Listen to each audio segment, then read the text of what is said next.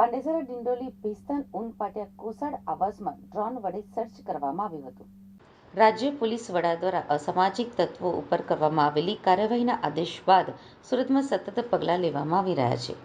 Surat police દ્વારા અસામાજિક તત્વો અને ગુનેગારો ઉપર સતત કાર્યવાહી કરવામાં આવી રહી છે. ત્યારે રાત્રિના સમયે પોલીસ દ્વારા પેટ્રોલિંગ કરવા માટે ડ્રોનનો ઉપયોગ કરવામાં આવી રહ્યો છે. પોલીસે અલગ અલગ વિસ્તારોમાં ડ્રોન ઉડાવી સર્ચ કર્યું હતું. સુરતમાં પોલીસની કાર્યવાહી યથાવત રીતે જોવા મળી રહી છે. ક્રાઇમ બ્રાન્ચ દ્વારા અલગ અલગ વિસ્તારોમાં પેટ્રોલિંગ કરવામાં આવ્યું હતું. અસામાજિક ઇસમો ગુનાખોરી ન કરે તે માટે પ્રયાસ કરવામાં આવ્યો હતો.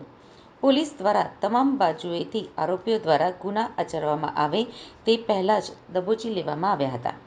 શહેર ક્રાઇમ બ્રાન્ચ દ્વારા ડ્રોન મારફતે અલગ અલગ વિસ્તારમાં સર્ચ કરવામાં આવ્યું હતું. શહેરના 5 વિસ્તારોમાં ડ્રોન પેટ્રોલિંગ કરવામાં આવ્યું હતું. શહેરના પાંડેસરા, ડિંડોલી, ભેસ્તાન, ઉનપાટિયા અને કોસાડ વિસ્તારના આવાસમાં ડ્રોનથી સર્ચ કરવામાં આવ્યું હતું. રોડ ઉપર કે સોસાયટીના નાકે અસામાજિક ઇસમો દેખાય તો પોલીસ ત્યાંથી કાર્યવાહી કરતી હોય છે.